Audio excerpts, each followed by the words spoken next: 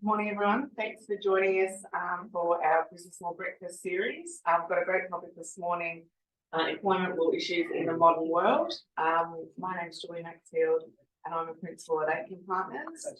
I begin this morning by acknowledging the Wurundjeri people, traditional custodians of the land on which we are meeting, and pay my respects to their elders, past, present and emerging.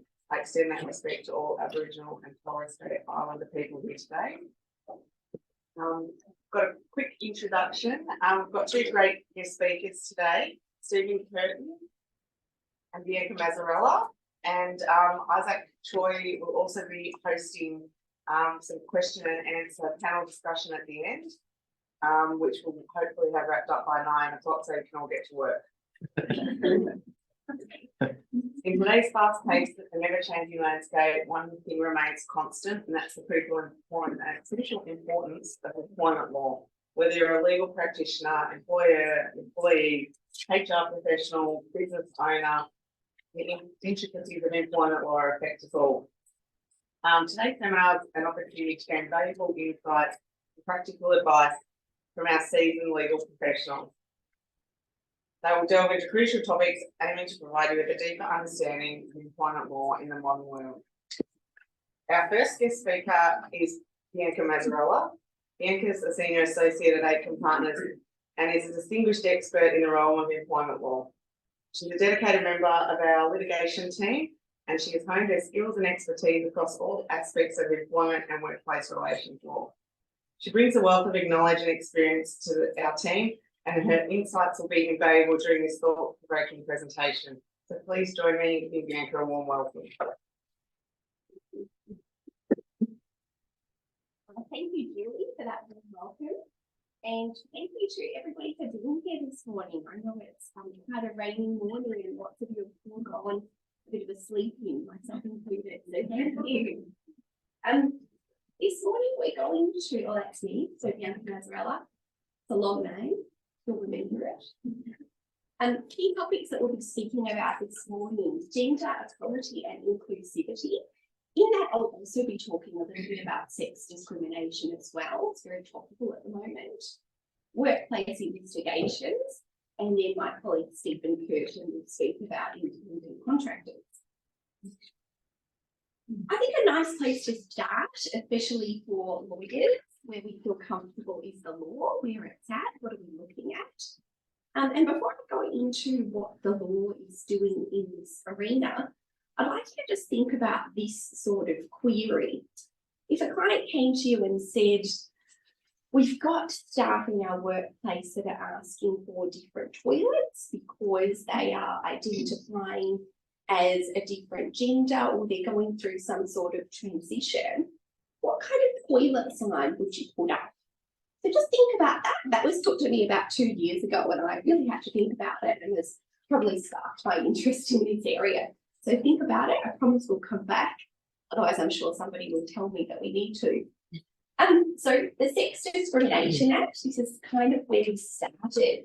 So that's protecting people from unfair treatment on the basis of their sex, sexual orientation, gender identity, intersex status, marital and relationship status, pregnancy and breastfeeding.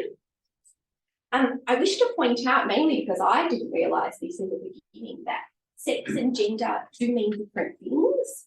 So sex is really male, female. Gender is really looking at how people might identify in terms of their characteristics, aside from how they were born. That's sort of my basic definition of it. And intersex as well is a different one, so it might be having male and female parts, missing some things, probably not the right way to frame it, but you know what I mean. And then come back to the Sex Discrimination Act as well in terms of some earlier case law. We've also got the Equal Opportunity, which says you can't be treated unfairly because of your sex, being female, male, or a person with an intersex variation. And then we come to what's happening now, which is quite interesting. So we've got the Gender Equality Act, which is a 2020 act, so quite new. And what that does is it requires public sector employers, such as unis or councils, with over about 50 or over to really comply with some compliance. So what we're really trying to do is bring people to a point where everybody can reach the same opportunities and have the same rewards in their workplace, regardless of their gender and regardless of their sex. So that's what's trying to be achieved. And the Gender Equality Act, although it's quite new, requires people to assess the workplace and say, okay, well, what kind of gender diverse people do we have here? What's needed, and to actually submit their findings by way of an audit and come up with strategies to improve that. There is a commissioner now for gender equality, that's quite new. And you might say to me, well, how do they go about trying to enforce that? They do have those powers, but at this stage, we're really looking at trying to train big organisations to see what they need to do rather than sort of have quite a disciplinary approach. But ultimately, they can in fact enforce compliance notices and go through the court system if they need to be. There's also the closing of the loopholes bill, which we'll discuss, and is particularly relevant to Stephen as well with the changes for independent contractors that are coming. But in terms of how that applies to gender equality, there's also legislation that's been passed that's also going to monitor private companies. So if you're an ASX company and you've got over 100 employees, you now have to comply with those reporting obligations as well. And I think something that's really interesting on that too is CEOs' salaries will also have to be reported as part of that compliance. And statistics show that we've got 80% of CEOs are male, and they're often the highest paid. So we think that will have a change in the numbers, let's say, in terms of pay gap and gender equality and so on. Examples of discrimination. So discrimination can be direct and indirect. It can be quite something that's quite obvious or something that's quite subtle. So I've got some examples here, and I tried to keep them gender and sex discrimination kind of based. Obviously, or maybe not obviously, but on social media, you might see people have pronouns. I saw, not that long ago, even in Instagram, people will have pronouns about how they like to be referred to. So he, she, they, their. I myself get confused sometimes. But if you had someone in the workplace that wants to be identified by a particular way, and they say they want to be, and you are purposely going out of your way not to do that, and no one thinks that's funny, then that could be direct discrimination. Refusing to let somebody use the toilets that align with their gender identity. I might go back to my initial opening about that. So you have to be really careful in terms of how you address that situation. I remember thinking, well, couldn't you just tell them that they can use the disabled toilet? That should be fine. You can't. Do not do that. Because then you're obviously invoking that that might be a disability, that their gender is a disability in how they align themselves. So it's not always practical to be able to build a whole new toilet block or whatever it might be, but you might see around town, even in the MCG or Rod Laver Arena, that they've got all gender toilets. So that's, we can talk a bit more about it later. Discrimination, so this is more sex discrimination, not paying a woman the same amount of money as a man to perform the same duties. The pay gap is still at about 13.3%. And then some more indirect ways that you might not automatically see discrimination, but you might think that doesn't feel right. I don't like that. That might be having a policy that says only full-time people can be promoted. Obviously, that would infer that somebody has a baby, they come back, they might work part-time, then they wouldn't be afforded those same opportunities. Saying all employees must wear a particular uniform, that might be another way. Some people might not feel comfortable wearing a dress and so on. Yesterday I was at the supermarket and I saw a school uniform and the young girl was wearing pants from the school that I came from, and I thought, oh, it's that progressive. We weren't allowed to do that in our time. So it's certainly prevalent and happening. Some case law. So I'm going really back just because I like a bit of history. I'm a bit of an old soul. So I like to start with the Ansett and Wardley. This is Deborah. She was Lowry. Her married name was Wardley. Deborah Lowry, though you can see her online as well. She was a pilot. She was the first female pilot. She had all the right qualifications. She submitted her application to be a pilot with Ansett. They said to her, "Thank you very much, but we like women. We employ them. That's great. We think they're great. They can do a number of jobs, but we've got a policy that only men can be pilots. And we think that maybe once a month you might be a bit emotional, and we don't know how that would go with the safety of the flights." And she was also recently married, and they were a bit worried about she might have kids and what that might look like. Anyway, she first brought it to the Equal Opportunity Commission. She went to the High Court, and she was the first female pilot. And she has been the longest female pilot in Australia as well. She's since retired, but she does do managerial roles. So I think that's important to show. That's kind of how it looked. We were looking at sex discrimination. That still happens. It's still quite prevalent, but that's sort of where it started. I won't do Solomon's work. I fear I might talk too much. So we'll go to the Kill Hotel. We're looking at, this is more looking at gender discrimination and what that looks like. And it's important to know that there are exemptions in terms of, not only in terms of anti-discrimination, how you go about that, but also other discriminatory. So you can discriminate against people for a legitimate purpose, and that is supplied for in the Act. So it might be, for example, that you can't get married at a particular church. I got married at St. Patrick's Cathedral. My lovely husband had to get baptised to do that, but that's a lawful exemption. So there are lawful exemptions. How you go about that in the gender space is you apply for an exemption, and you can do that with the VCAT. And I've actually done that for clients on a number of occasions. The first case that I worked with a particular barrister on is the Kill Hotel.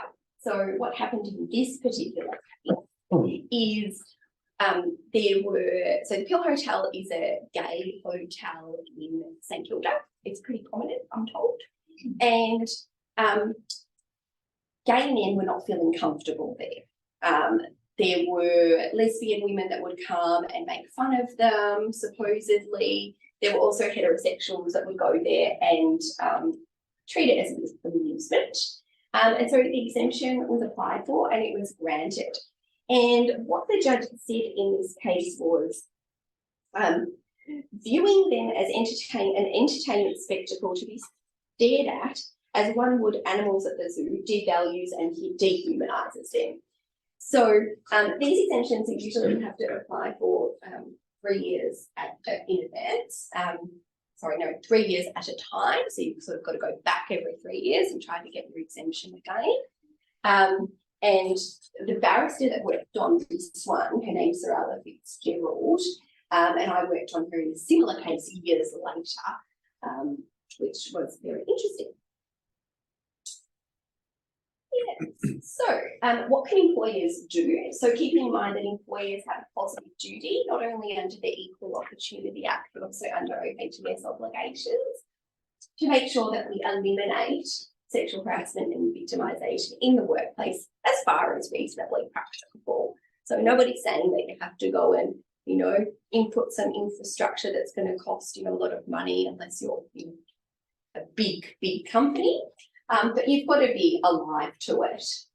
And so what can employers do? Really training and policies in the workplace is important. If you're alive to the fact that there is a gender issue or gender queries in the workplace, not burying your head in the sand, but going through some productive discussions about it and trying to make it inclusive. Seeking advice when you don't know the answer, it's always a good thing to do. It's good to know what you don't know. And that brings me to my next topic. So these are the gender equality amendment, closing the gender pay gap and fair work legislation, closing the loopholes bill. So that's sort of where we're going. The closing the loopholes bill also aims to close the wage gap between men and women and some other factors, which we'll talk about. But that brings me to my next topic, workplace investigations, which I really like. I really like doing workplace investigations. I've done a lot of them in my time. And again, why this is important is because there is that positive duty on the employer to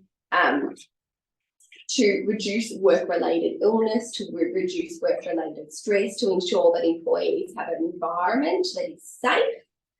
And there has been amendments to the Sex Discrimination Act that we looked at in 1984, actually, you might remember. That commenced in 2022, which says that there is a positive duty on all employers to undertake reasonable, proportionate measures to eliminate unlawful sex discrimination and sexual harassment as far as reasonably practicable. So there is that positive duty, and there are hefty penalties for not doing that, and I'll finish with pieces shortly. But workplace investigations, so what does it look like? By a show of hands, I just want to see how smart you all are.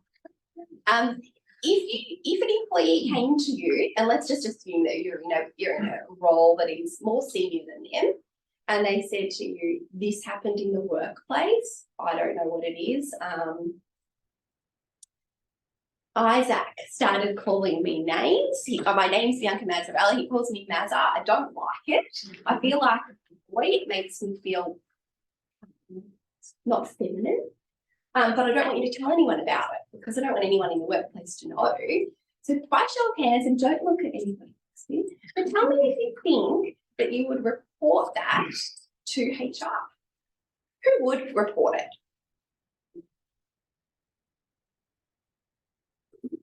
Wouldn't report it. Everybody else? Oh, who doesn't know? Who's too scared to put their hand up? Okay, so because of the vicarious liability that an employer has to make sure that they're discharging their positive obligation, you are more senior than them, you need to report it. So the best thing to say to that person is just stop you right there, because technically I'm more senior than you, so I kind of have to do something about it, because we don't want you to feel that way in the workplace. We don't want you Isaac to call you Mazza every day. So you have to report it to discharge that vicarious liability, because otherwise the employer can really be on the hook. Okay, so where do we start? So this I've said that, Isaac's doing this, so how do we investigate it? Well, we have to speak to everybody, we have to have an impartial person, we have to put to Isaac the allegation that's been made against him. We can't let him go in blind. We have to allow him to have a support person, all those sorts of things. And then the investigator has to make recommendations about what they think needs to be done about it. And they have to have findings. So this allegation is substantiated, this is substantiated in part, or this is not substantiated. And the great thing for the employer, particularly when they have somebody like us do it, is then if trouble happens down the track and I go and sue Aitken partners because, Isaac calls me Mazza and nobody did anything about it, then they can go, no, I did something about it. We had, Stephen come in and he did this investigation and here were his findings, and we acted on his findings. And what can happen out of the outcome of an investigation? Nothing. So it might be found that actually there was nothing to it. And you might think, well, that was a waste of time and money, but actually it's not, because it means that if anybody ever tries to come to sue you, you can rely on that. So that's worth its weight in gold. Or they might get a warning, final warning, they might move to another department. It might just be said that they need more training, or they might be terminated. Let's look at some case law before I finish. Yes. Oh, let's go to this one before I finish on case law. What not to do. So don't create a delay, act on it fast. It's awkward, but you just need to get it done. I think people want to know that something's being done about it, and offer that allays concerns, offering support persons.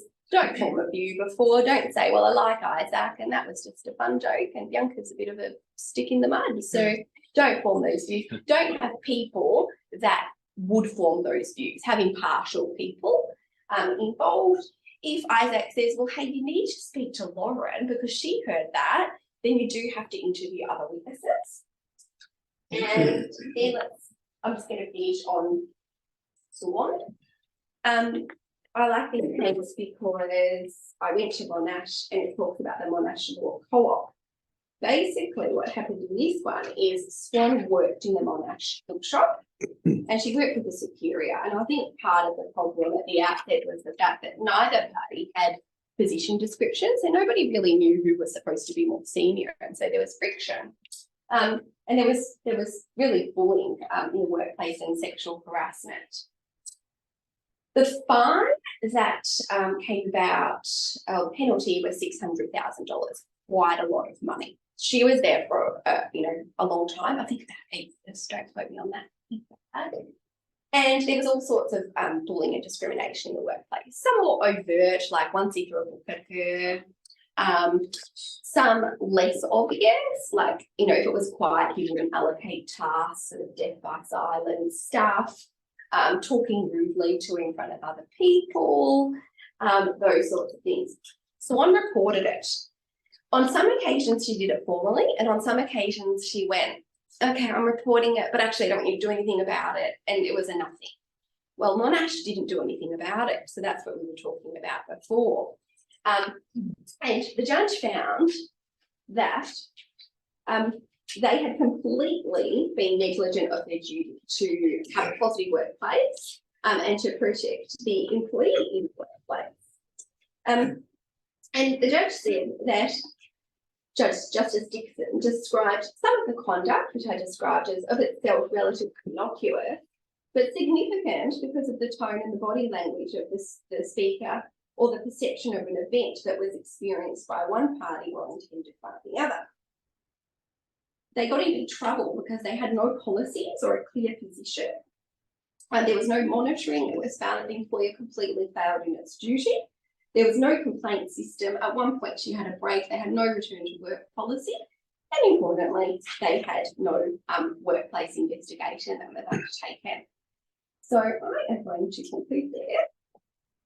And I am now very honoured to introduce our second presenter, Special Counsel, Stephen Curtis. He has a remarkable career spanning over 25 years. Stephen is a legal expert, renowned for his proficiency in both commercial and employment law. Stephen is also a qualified mediator. His extensive experience and expertise in resolving a wide range of commercial disputes and handling workplace and employment law matters have made him a trustee authority in his field. He will now speak about independent contractors. And as a side note, I feel very lucky to work with Stephen. So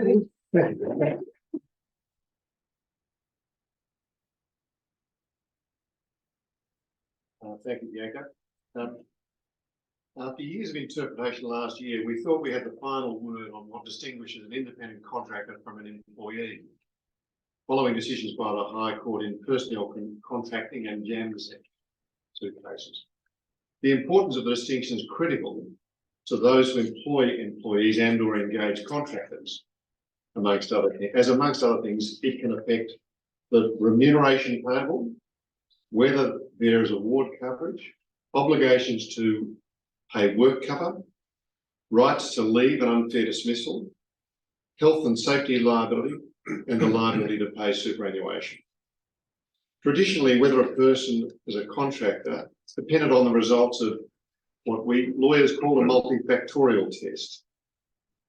That was meaning the consideration of a number of factors on which the relationship depended.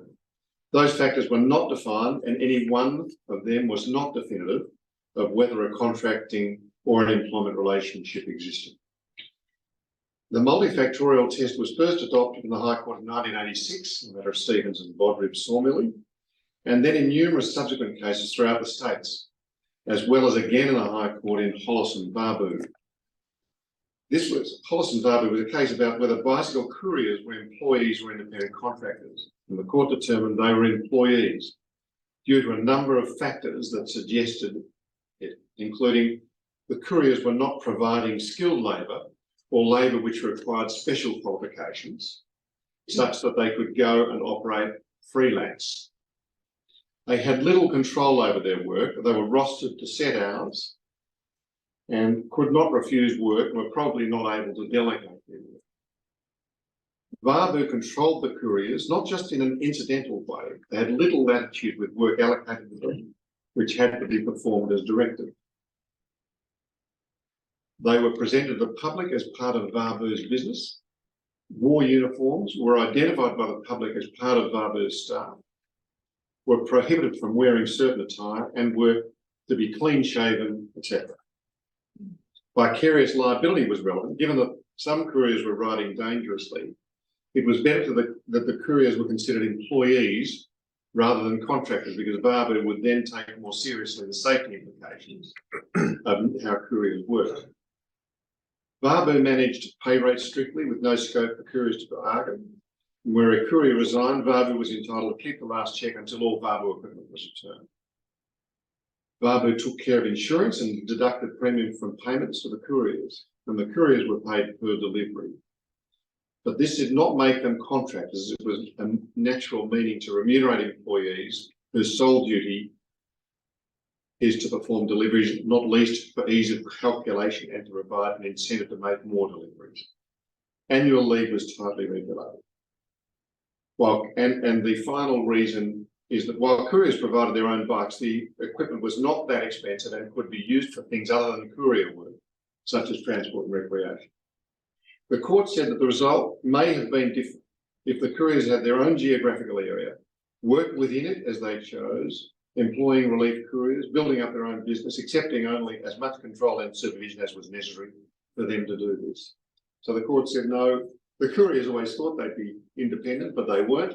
They were found to be employees, and Varbu also thought they would be independent. And that was a big case in this state.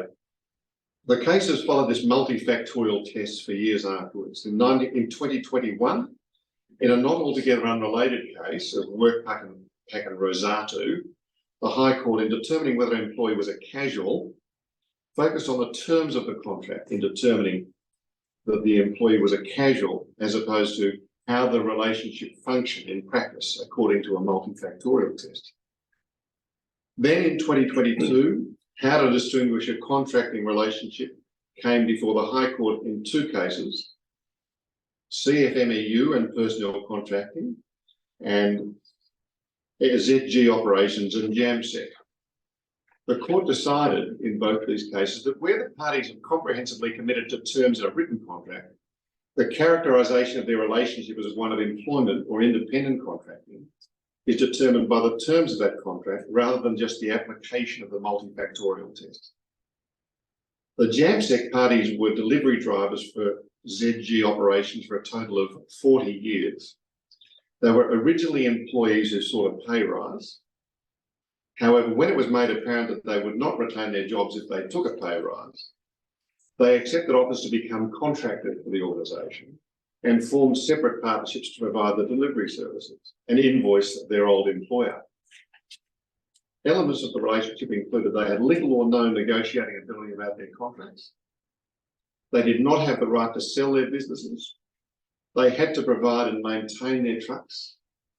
Their trucks bore the company's logo, and they wore the logos on their uniform. They did not service any other customers, but worked 9 hours a day for the one company.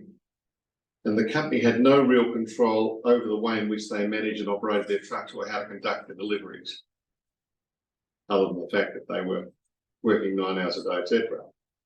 Not unlike in Hollis and Varbu, the court noted the multifactorial test as including whether subcontracting is permitted, whether uniforms are worn, whether equipment is supplied, the extent of control and the right of control, and how they were remunerated. The court's decision that they were contractors, not employees, was on the basis of their agreement and a consideration of the history of the dealing between the parties to ascertain the substance and reality, e.g. the multifactorial test, was not the proper determinant of the nature of the relationship. It was about the terms of the agreement. Personnel contracting was a labour hire organisation in another case which hired Daniel McCord, a 22-year-old British backpacker, under an agreement describing him as a self-employed contractor. Under a contract it had with Hanson provided it, personnel hired out McCord to work for Hanson. Ultimately, the High Court had to determine whether McCord was a contractor or an employee, and if an employee, who his employer was. The court found that the relationship between McCord and personnel was an employment one, as a result of which he would not be employed by Hanson. The court determined that where a contract is entirely in writing and there is no suggestion it is a sham, it is the rights and obligation under the terms of the contract that are decisive of the character of the relationship. As such, it is not appropriate to review the history of the dealings between the parties or any subsequent conduct, unless it's argued that such contract has varied the terms of the agreement or gives rise to an estoppel or waiver. Furthermore, the label chosen by the parties for the relationship is not determinable. This overturned an earlier long-standing decision of BWRU and ODCO in 1991, which had determined that such workers who were hired out were neither employees of the labour hire company or of the party engaging their services. And now we come to today, the closing the loopholes legislation. The government hopes to get through the Parliament early next year, expressly seeks to undo the tests laid out by the High Court in JAMSET and personnel contracting. It seeks to do this by applying a new ordinary meaning definition of employee and employer designed to revert to the multifactorial test and determining whether a person is an employee or a contractor.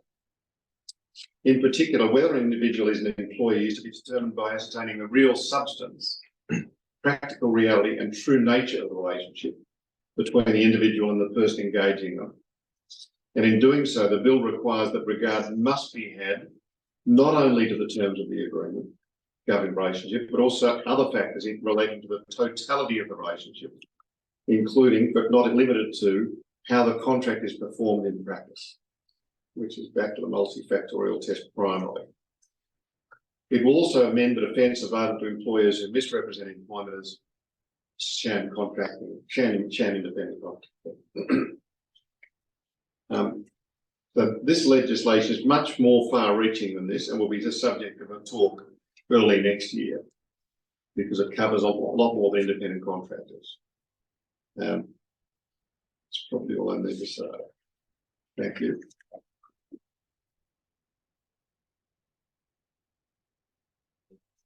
For that wonderful, valuable insight. Hi everyone, my name is Isaac Choi, one of the lawyers here at Aitken Partner in the litigation team, and I work closely with Bianca on employment matters as well. So this morning I'll be facilitating a panel discussion with Stephen and Bianca before we open it up to the audience for questions. So if I could have Bianca and Stephen back up again.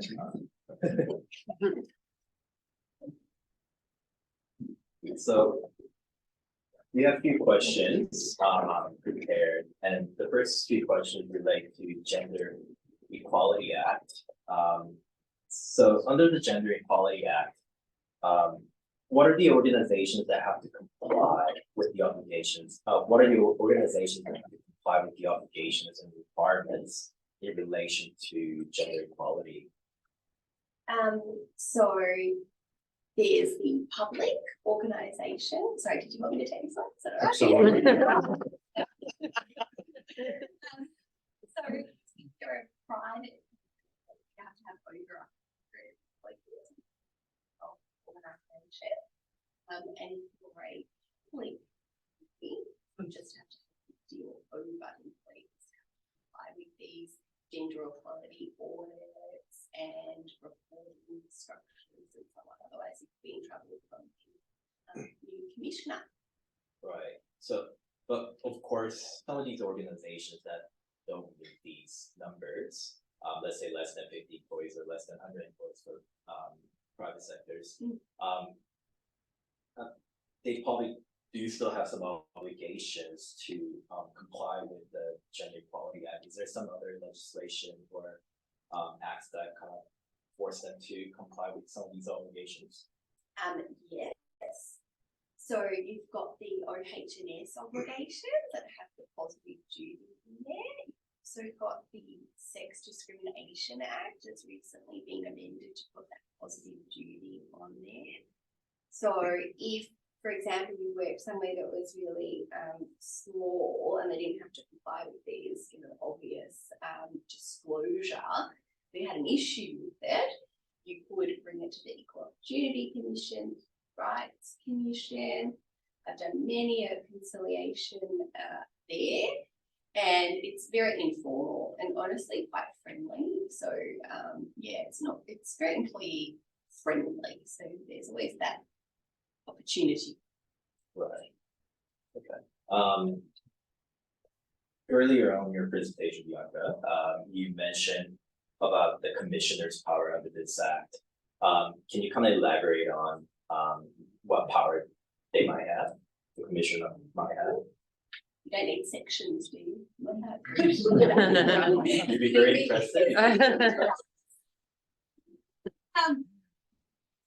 So because it's such new legislation, so it's only 2020, the idea of the commissioner and the new legislation is not to scare people away. We want people to want to have gender diverse workplaces, and we want to help people feel like they're not discriminated against or not getting certain opportunities.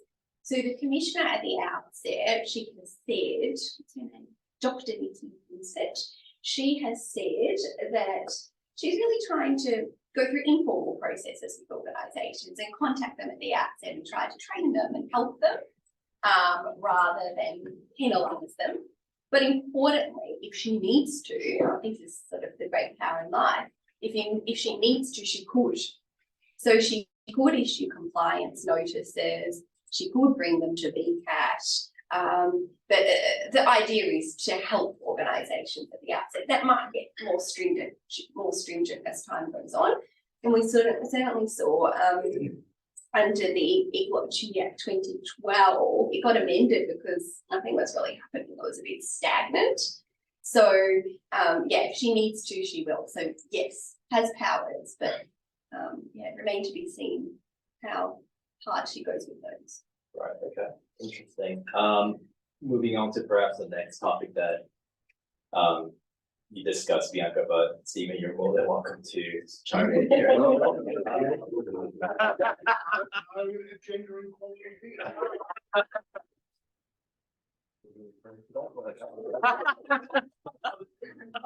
Workplace investigation.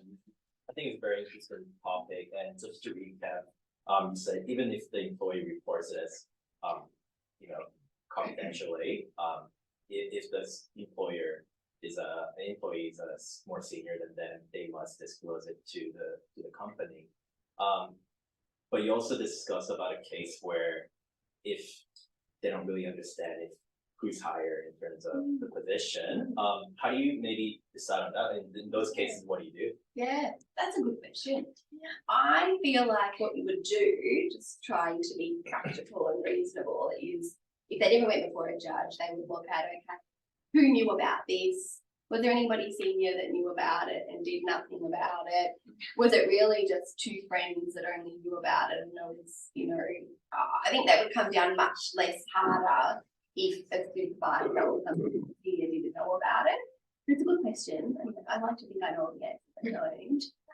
But I think that it would be looked at in totality and then assessed, and then be, employers would be under fire if somebody senior knew about it. Like that case that I skipped over in the slides, I like to talk, was because the supervisor actually saw, in that case, there was a Gowan fellow that was working for Qantas Airlines, and colleagues would be really nasty to him, and they would say things like, oh, he goes up the stairs like a monkey. He looks like a Bombay taxi driver.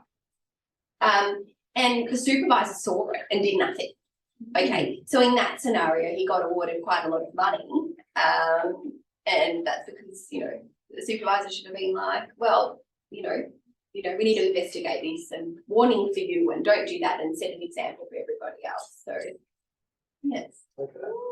And the last question that I had here was, you discussed a lot about the circumstances where the employer, the company has the positive duty to investigate, workplace investigation. What about in circumstances where you would not need a workplace investigation? Yeah. Because knowing that it could cost a lot of money for the employer to hire a lawyer, or someone else to conduct these investigations. Yeah.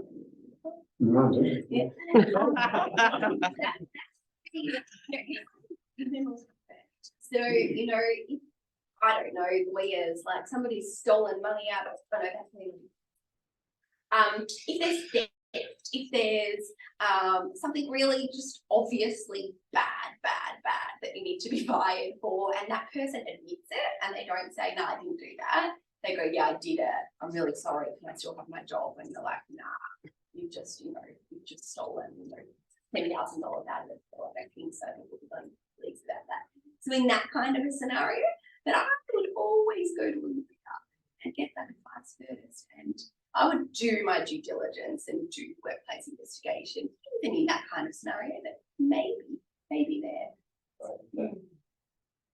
The only other thing I wanted to say about that was that apropos was that the idea that everybody in the team, you talk about the supervisor having a responsibility to probably do something about reporting such behaviour. The supervisor must know of their obligation. So the supervisor has to be trained, and others within the business have to be trained so that they know what their obligations are, not just the bosses or the senior people.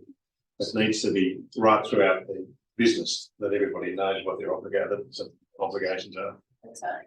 And having policies, and then not just giving someone a policy and being like, hey, read that in your own time, but actually having training about it. So the employer can really say, oh, we've discharged our obligation, we did everything we would, they should have known.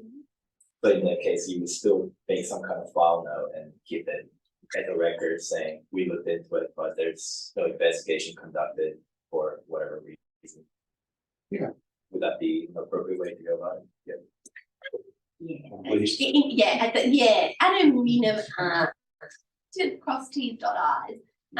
Like I would go to a bit more effort. We spoke to this person, this is what they said, have a record. But after that, we sent a letter, you know, your concerns were heard, we did this about it. Like it's a process. But you know, employers don't always want to hear that they have to do all of that. And so if they want to do it some other way, that's fine, but they just need to be aware of that, you know, what the situation could be in their obligation. Stephen and I sometimes have a number of clients that don't like the advice, but saying, oh, that's our job and you want to do it your way, all right, at least you know. Cool. Those were the questions that I had, and I'll open it up to audience now to ask a question for Stephen. Stephen,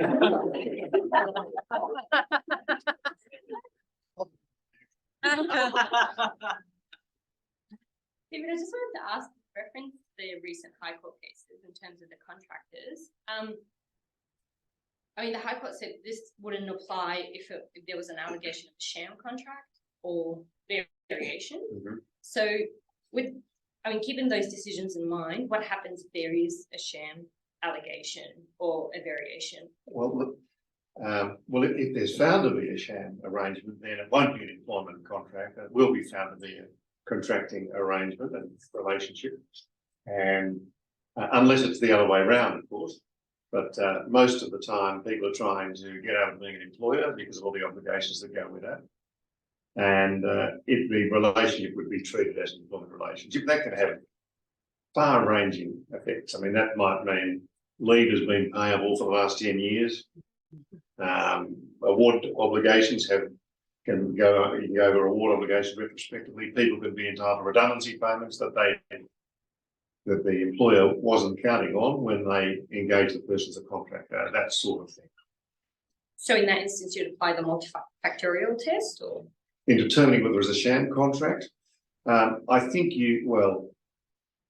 I think probably you would actually. Yes, because the agreement is what you're saying, a sham contract of its nature is something different from what the contract purports to be, which would usually be the agreement. Thank you. Yes, I saw you Yes. first. The flow of money is a contractor, so there is some suggestion that the contractor should receive all of the money and then they pay a service fee. Have you knowledge about that, and how would you do that? Well, that's one of the elements to suggest that a contracting relationship exists. Normally, the contractor would be paid the remuneration, the agreed remuneration as a contractor, and it would usually send a GST invoice, would be paid on the basis of that invoice, and would then have to pay their own tax from that money, etc., etc. So that would be indicative of the existence of a contracting relationship, but not necessarily definitive. If in fact, currently, if the agreement said otherwise, then it would be an employment relationship. The agreement is not going to say otherwise in those circumstances, I suggest. But under the new legislation, if that was the arrangement and the whole contract was looked at, the contract was looked as a whole and the multifactorial arrangements which are proposed, then what was agreed would only be part of it, the decision making. It would be looked at as a whole and how the contract operated in fact, such as in the Babu Courier's Yeah, case. it makes it difficult though, because you're trying to second guess what the judge would say or the person studying the matter.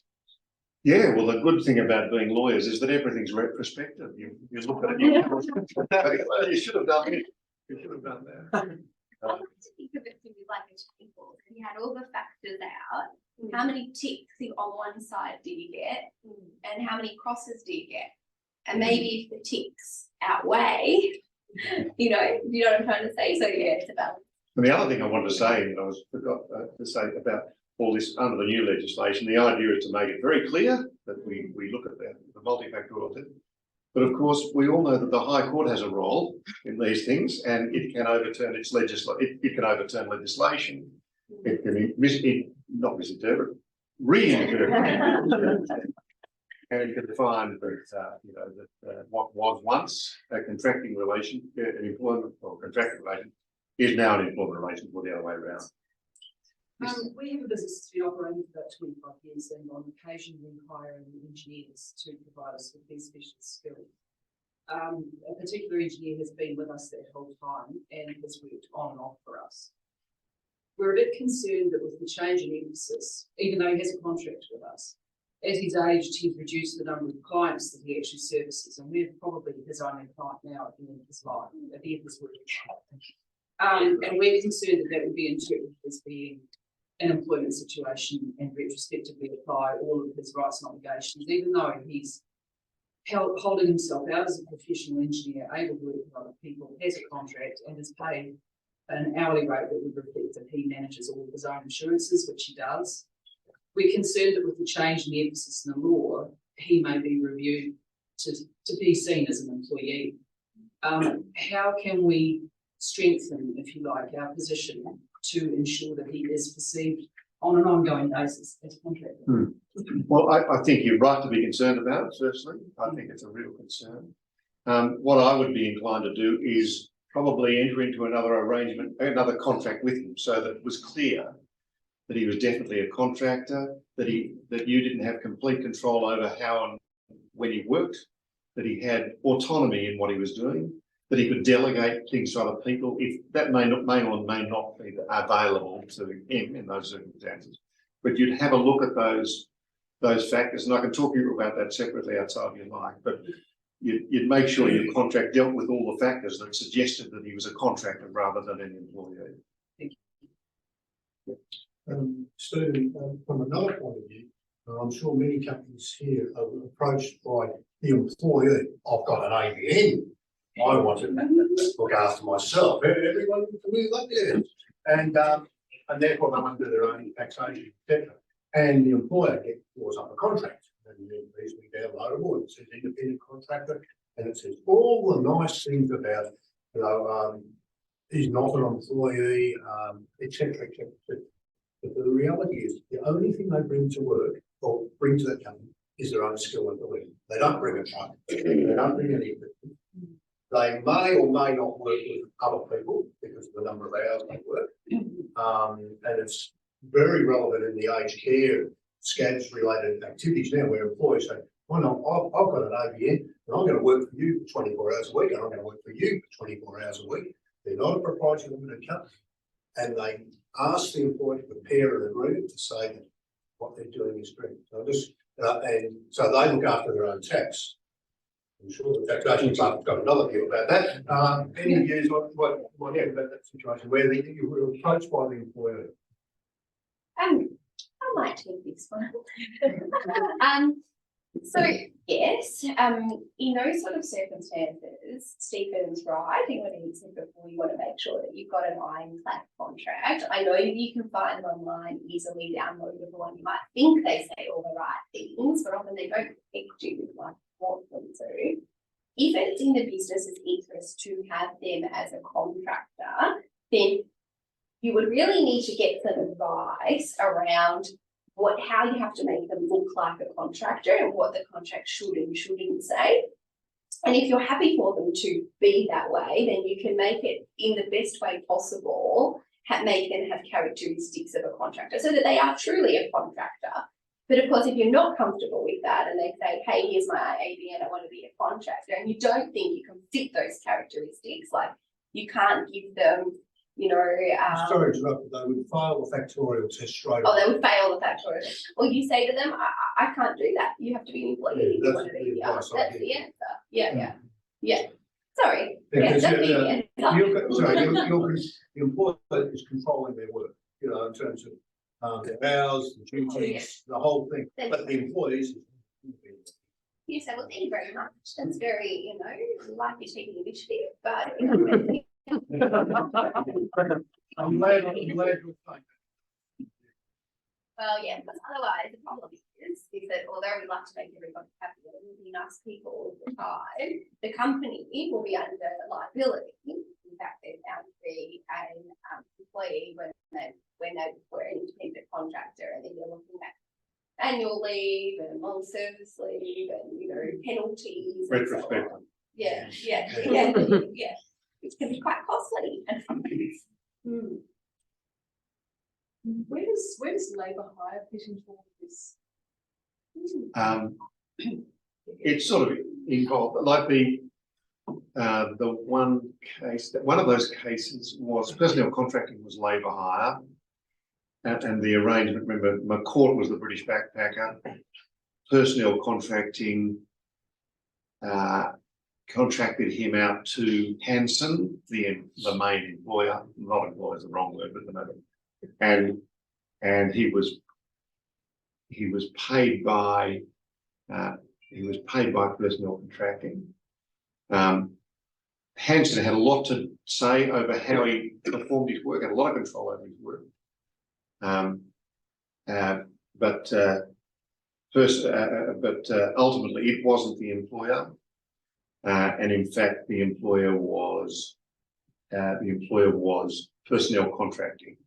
So he wasn't contracted to personnel contracting, and he wasn't contracted to Hanson.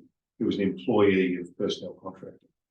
So even if that labour hire spans out to 5-8 years, which we've had happen on projects that blow out, that's still the same. Well, then there are laws about long-term arrangements, of course, that have come into being fairly recently about entitlements after you've been a long-term casual, if you like, if they're casual employees. But you've still got that screening third party that's coming through labour hire. Yeah, well, the arrangement is between the labour hire company and the individual McCourt, not the party for whom the work is being performed, so to speak. The client of personnel contracting, that's what I'm saying. So even insofar as like dismissal, it's still a very casual arrangement then from the company's point of view. with that staff member, it's the onus falls onto the labour hire company. The labour hire company, the labour hire company is the employer. It's funny, I mean, it's a very complicated area of law, as you appreciate, because, and I'm using the name because it's easier to, Hanson might say, you're not performing this work properly, we don't want you working here. They'll then go to personnel and say, take him off the job. He'll say, well, I've been sacked by Hanson, but he hasn't been sacked by Hanson. And Hanson have to deal, and so it's all personnel contracts issue, and they have to justify, they would normally, I'd imagine, try and put him somewhere else under their arrangements, but Hanson ultimately would not bear any responsibility for that. They've got obligations under health and safety and so on, things like that, but their employment relationship is not with him. Well, last question. Just on Bianca, just you said you can apply the VCAT for certain exemptions in work discrimination. Just in your experience, what is the waiting time for a hearing and getting a result on that? Because I've heard some horrendous stories. The good news is that after you make a complaint or an application, you usually get a conciliation conference fairly quickly. I'm going to say like 2 to 3 months, sometimes longer, but usually at least there's, you know, sort of in the immediate term, there's, I don't want to say placating, but there's an opportunity to agitate the issues at a conciliation conference or a mediation. But thereafter, in terms of the hearing, you could force it off a resolve. Yeah, it could be a year, wouldn't be uncommon. Yeah. Of course, I should say, you know, if there was an issue and you write to the other side, it's not uncommon that they might actually engage in negotiations and try to resolve prior. Probably only, I'm going to say, 5% of, you know, my workload ever actually reaches a hearing. And a lot of it's sort of a lot of fluff in between. But often they only take you seriously once you have a lawyer. So once the applicant actually has somebody that they can say, well, this is my lawyer, speak to them, so it can be helpful. Okay, so lawyers will facilitate that mediation to ensure that they can resolve it quicker than going. Yeah, we certainly try to. Yeah. Okay. Thank you so much, Stephen and Bianca. That concludes our panel discussion and thank you.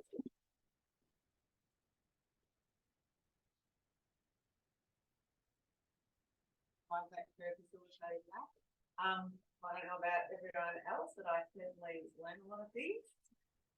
One thing, Bianca, I'm not sure that you told us about the toilet sign. Oh, no. Oh, okay. Yeah.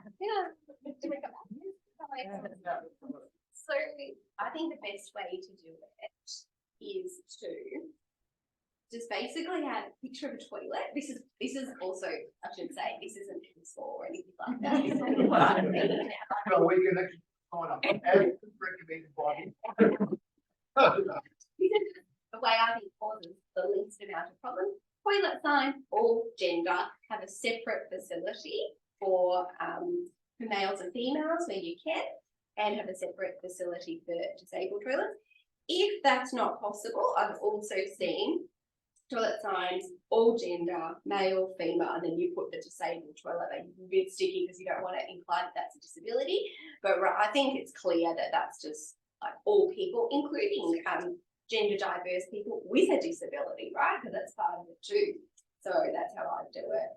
Yes. So thanks everyone for coming. Yes. Yeah, our next event's in November. We're not sure of the exact date yet, but stay tuned to our social media, our email list. There'll be an email going out soon with the topic and the presenters. I'd also like to take the opportunity to introduce our new marketing team. Sarah Wise is our new marketing manager. She runs a very tight ship. And Helen Burke is our social media guru.